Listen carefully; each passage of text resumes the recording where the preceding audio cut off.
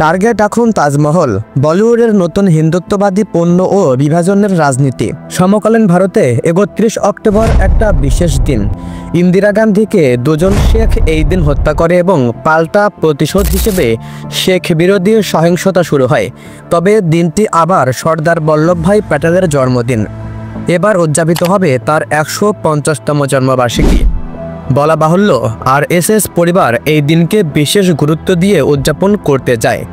সেই উদযাপনে যুক্ত হচ্ছে এক নতুন শিল্পকলা। দ্য তাজ স্টোরি নামে একটা বিশেষ মুভি মুক্তি দেওয়া হচ্ছে এই দিন, যা ইতিমধ্যেই ভারতীয় ইসলামী শিল্পকলার অনন্য স্থাপনা তাজমহল নিয়ে অনাকাঙ্ক্ষিত এক বিতর্ক উস্কে দিয়েছে। অনেকের আশঙ্কা, এতে ভারতীয় সমাজের নাজুক অসাম্প্রদায়িক সম্পর্কের আরেকটু বীজ ঢালা হবে। মুভির মাধ্যমে সাম্প্রদায়িকতা যেভাবে উস্কে দেওয়া হয়েছে, শিল্পকলাকে ধর্মীয় বিশ্বদের কাজে লাগানোর অপচেষ্টা বলিউডে নতুন নয়। কিছুদিন আগেও দ্য বেঙ্গল ফাইলস নিয়ে হইচইয়ের চেষ্টা ছিল, তেমন কাজ হয়নি। যেমনটি হয়েছিল দ্য কাশ্মীরি ফাইলস বা দ্য কোরাল স্টোরি নিয়ে। এরকম পটভূমির মাঝেই আসছে দ্য তাজ স্টোরি। বড় ব্যাপার হচ্ছে, এতে অভিনয় করছেন পরেশ রাওয়াল। পরেশ খ্যাতনামা অভিনয়শিল্পী।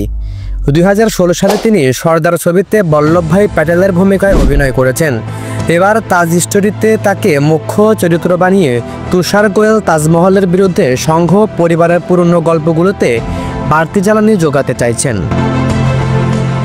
মুভিটি মুক্তির আগে যে পোস্টার ছাড়া হয়, তাতে দেখানো হয় রাওয়াল তাজমহলের সবচেয়ে উঁচুতে যে গম্বুজটি রয়েছে তা খুলছেন, আর তার ভেতর থেকে বের হচ্ছে হিন্দু দেবতা শিবের মূর্তি।